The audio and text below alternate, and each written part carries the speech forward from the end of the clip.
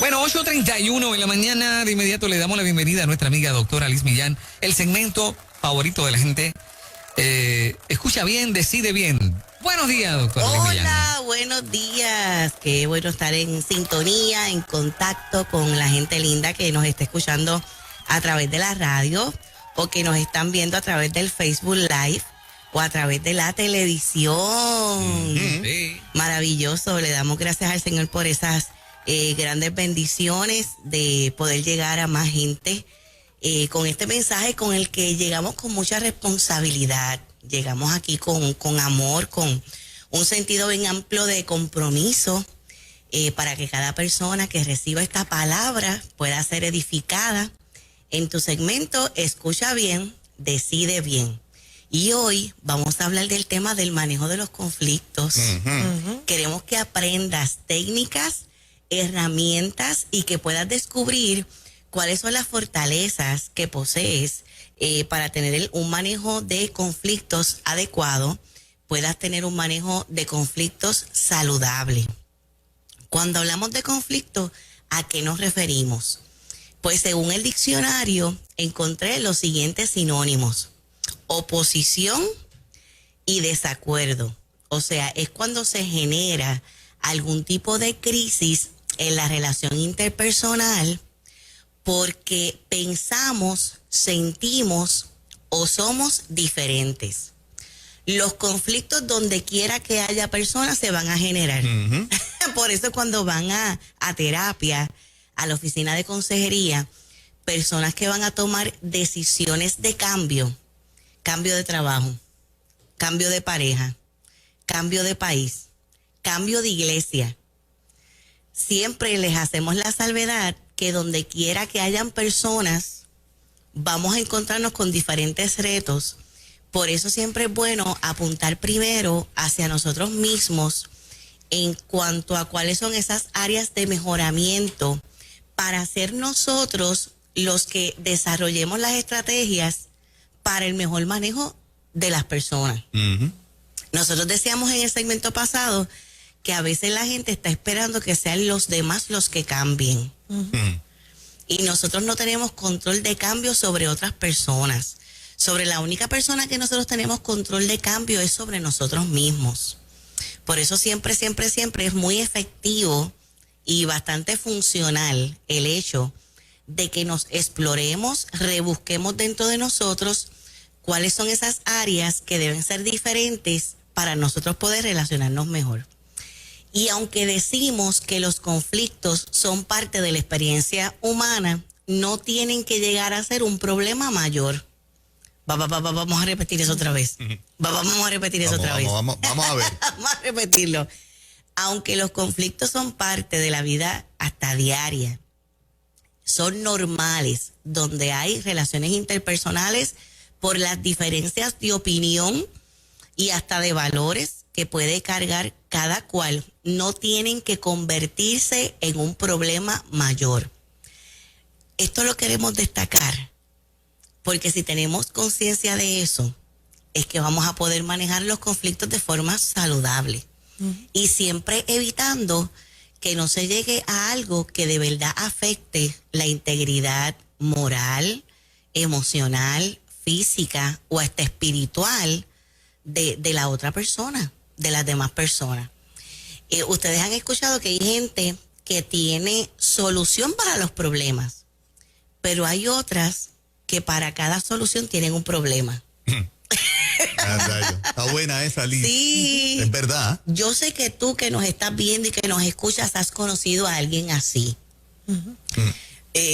Yo lo ilustro como, ¿verdad? Quienes andan por la vida con los truenos, los relámpagos, el diluvio encima. Esto nos despierta compasión y a misericordia, porque las personas que viven así, pues, no son felices, no tienen paz, ¿verdad?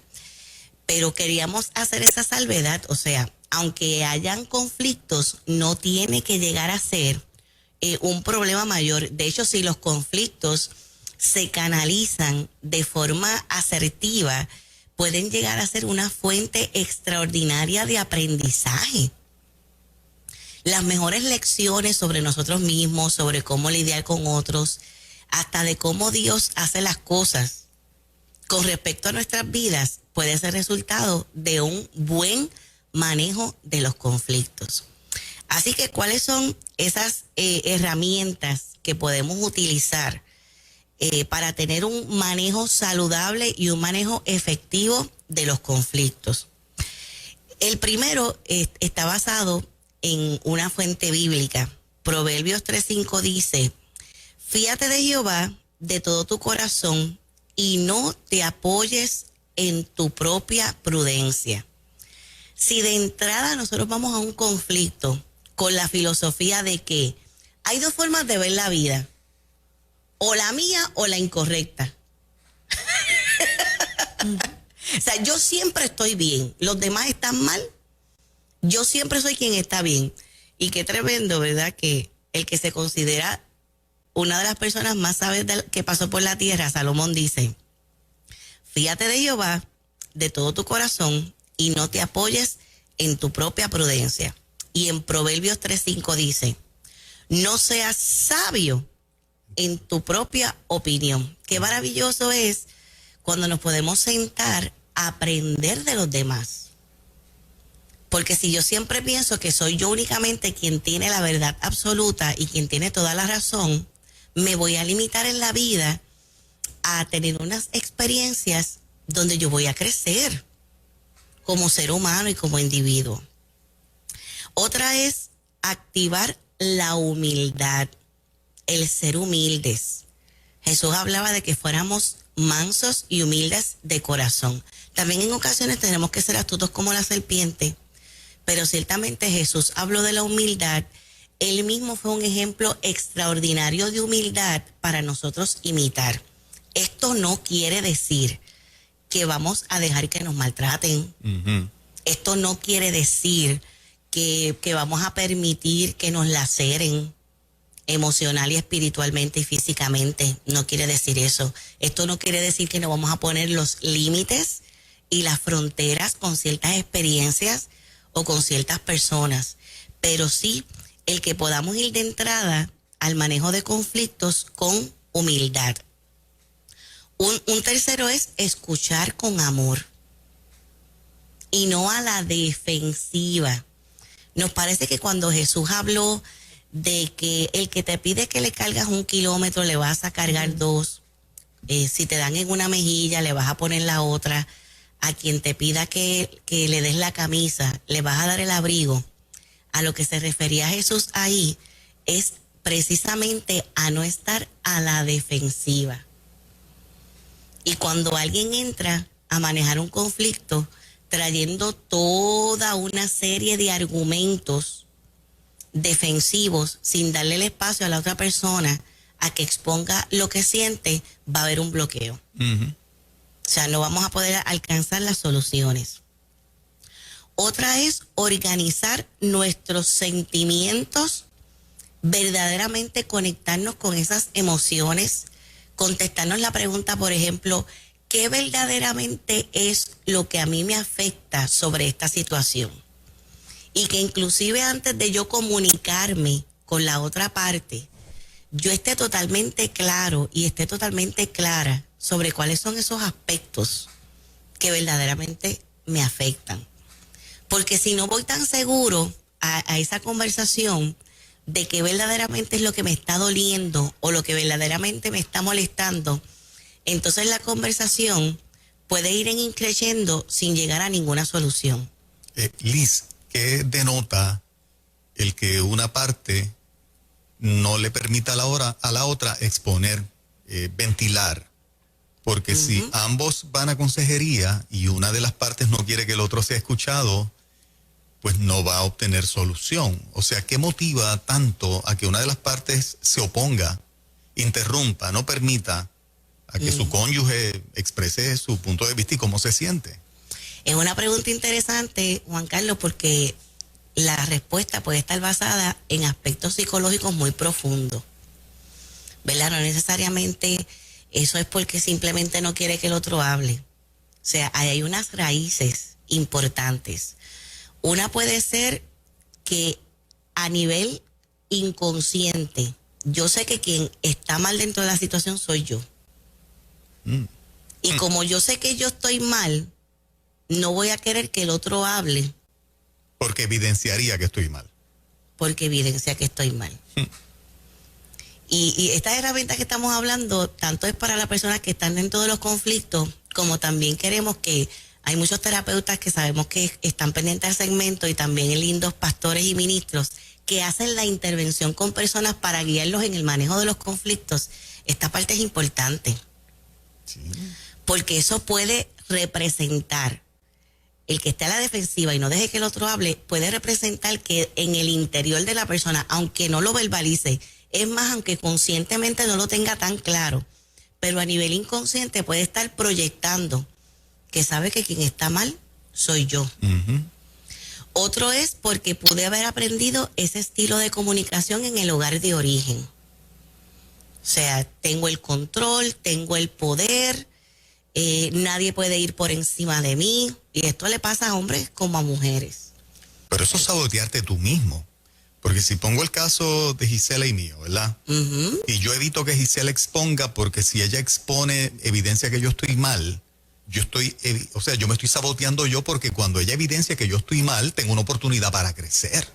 Me estaría saboteando yo mismo, ¿no? Cuando nosotros reconocemos y aceptamos cuáles son nuestras deficiencias, ahí es que viene nuestra evolución como cristianos, como personas, como seres humanos. Ahí es donde viene. Mientras yo lo niego internamente o hasta verbalmente, me estoy limitando de esa maravillosa y extraordinaria oportunidad. Porque nosotros debemos ir por niveles. Se supone que tú no seas la misma persona hoy que hace 5 años atrás. Ni que seas la misma persona de hace 3 años atrás. Ni que seas la misma persona del año pasado. Es más, esperamos que no seas la misma persona de hace un mes atrás. Nosotros diariamente debemos tener ese reto, como decía el apóstol Pablo. No pretendo yo haberlo alcanzado, pero una cosa hago. Ciertamente, olvidándome de lo que queda atrás y extendiéndome a lo que está adelante, al supremo llamamiento en Cristo Jesús. Dice mucho de nuestra inteligencia emocional, de nuestra sensibilidad y de nuestro carácter como imitadores de Cristo. Precisamente el que reconozcamos, aceptemos, permitamos que otras personas nos traigan deficiencias y nos traigan críticas. Otro factor, contestando a tu pregunta, Juan Carlos, puede estar relacionado a la autoestima, al amor propio. Porque las personas que tienen dificultad con la autoestima, se les hace bien difícil aceptar críticas, aunque sean constructivas. Wow. ¿Verdad? Ponen inmediatamente barrera. Porque se sienten mal con ellos mismos y generan inmediatamente ese bloqueo.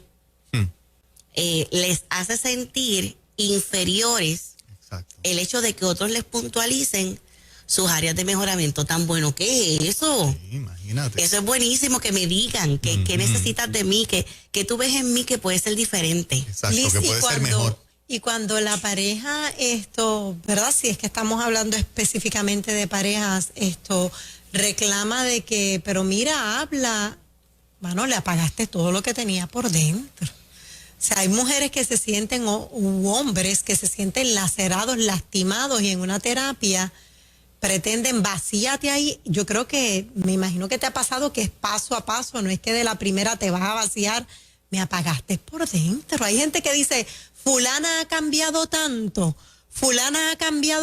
mano, pero ¿qué hiciste tú para que fulana cambiara?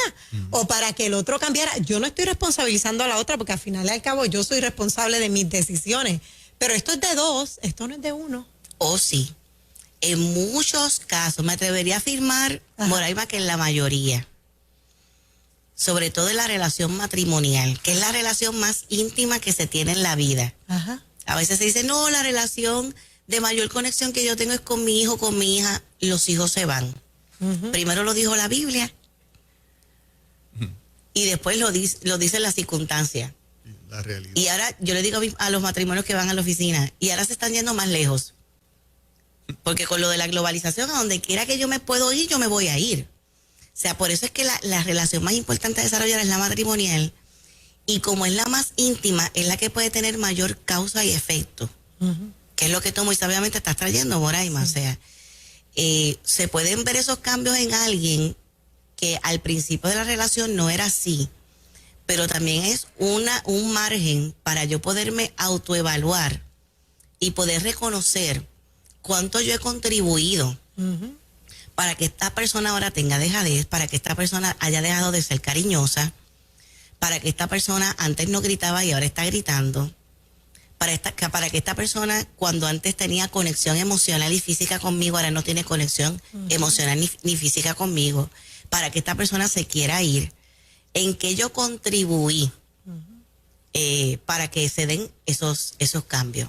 Es posible, Eso es importante. Es posible que uno se dé cuenta después de mucho tiempo, o sea, alguien que diga, caramba, me acabo de percatar de que me casé con una persona altamente conflictiva. Y qué difícil es esto, ¿no? O sea, yo observo cosas, ¿no? Y digo, a veces me doy cuenta de que para una parte es bien difícil manejar la otra y así pasa en la vida. Pero es un eterno conflicto que luce como si nunca tuviera solución. Sí, de hecho hay quienes pueden ser altamente conflictivos y lo que está detrás de eso es un diagnóstico. Ajá. O sea, puede ser que tú estés en una relación con una persona que tiene un diagnóstico psiquiátrico y tú no lo sabes. Y a veces ni la propia persona lo sabe. Qué triste. Pero, por ejemplo, personas que no han sido tratadas, porque yo soy de las que tengo la esperanza y acompaño a mis pacientes en fe de que con cualquier diagnóstico de salud mental que es apropiadamente tratado, la persona puede llevar una vida victoriosa y una vida estable. Pero hay bipolares, muchos bipolares que no saben que son bipolares. Las personas bipolares tienen cambios dramáticos en los estados anímicos. Pueden estar un promedio de 2 semanas en unas fases mánicas, eufóricos, y están otro periodo de 2 semanas en unas depresiones bien fuertes, depresiones mayores. ¿Y agresividad también? Agresividad, pueden tener problemas de abuso de sustancias, de alcohol, de pobre control de los impulsos. Pueden tener mitomanía, que es que constantemente están mintiendo. Pueden ser manipuladores, adictos a las compras. Eso es uno de los tipos de bipolaridad, porque de hecho hay varios. Pero ese es el más común diagnosticado. El que son como dos semanas en una fase, recuerden, bi viene de 2, polaridad, 2 polos. Pueden estar 2 semanas en esa fase bien mánica y eufórica y en otras 2 semanas están en una depresión bien profunda. O sea, cuando dice que el más común se refiere a la compra compulsiva. Este tipo de bipolaridad, porque hay unas bipolaridades que tienden más hacia las depresiones, hay otra bipolaridad que tiende más a la irritabilidad y a la frustración, pero el que se diagnostica más la euforia es donde pueden estar 2 semanas en euforia y fase mánica, con unos comportamientos bien erráticos.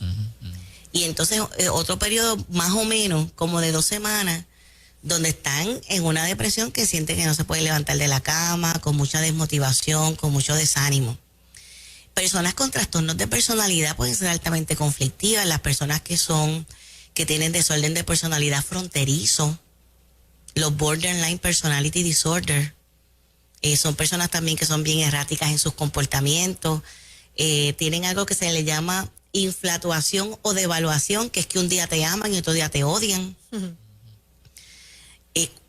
Algo bien característico de los borderline son personas que se autoflagelan. Sí. Emocional y físicamente. Estas personas que se tajean, tienen muchos intentos suicidas. Esos son borderline, son personas fronterizas. Que te dicen, si tú me dejas, tenlo por seguro que yo te voy a matar o te voy a matar a ti, después me voy a matar a mí, voy a matar a tus hijos. O sea, esas personas suelen ser los fronterizos. También las personas que son de trastorno de personalidad antisocial. Como esta muchacha que fue asesinada creo que ayer. Sí. Ayer. Ese tipo de cuadros son personas antisociales. Son personas que van a tratar de triunfar y de sobresalir evadiendo o contradiciendo lo que es la norma social. No matter what. Y esos en Puerto Rico cada vez son más. Se promueve más, porque muchas de las cuestiones de personalidad puede ser por aprendizaje. Hay unos que lo heredan, pero otro puede ser por aprendizaje social, lo que estoy viendo sobre todo en las primeras etapas. Entonces, si nos ponemos a ver las canciones que los niños y adolescentes están escuchando, Horrible. ¿cuál es el mensaje? Todo eso sigue distorsionando lo que es la personalidad. Así que contestando tu pregunta, Fernán, puede ser que si alguien diga, yo estoy con alguien cercano, ya sea pareja, en otro círculo familiar, laboral, ministerial, yo estoy cerca de alguien altamente conflictiva, puede ser una persona que está lidiando con algún diagnóstico de salud mental y no lo sabe. Y no lo sabes. Y no lo sabe. Otro es no ofender. Cuando vamos a manejar conflictos, no ofender. Y por último, determinar dentro de la experiencia del manejo de conflicto cuándo es que yo voy a guardar silencio. Dice el libro de Eclesiastés capítulo 3 que hay tiempo para todo. Hay tiempo de hablar y hay tiempo de callar. Y hay momentos donde es tiempo de callar. Miren, hay momentos donde es mejor uno no defenderse. Yes. Sí, yo lo creo muchísimo. Eso es uno de mis códigos de vida. Yes. ¿Verdad? Que el Señor es el que se va a encargar de justificar, de mostrar, de traer a honra, de dar testimonio. ¿La? No tienes tú que estar todo el tiempo ni justificándote, ni hablando, ni presente. Hay momentos donde tú simplemente callas y te aseguro que el Señor se va a encargar de hacer saber. Aunque todo aparente estar bien. Aunque todo aparente estar bien. Aunque, Exactamente. ¿verdad? Ría uno por fuera, pero por dentro hay algo que se está callando, pero en su momento se puede entonces hablar con las herramientas, recibiendo las herramientas Y necesarias. eso es amor también. Claro que sí. Callar es un acto Claro de que amor sí. también. De hecho, Dios lo utilizó.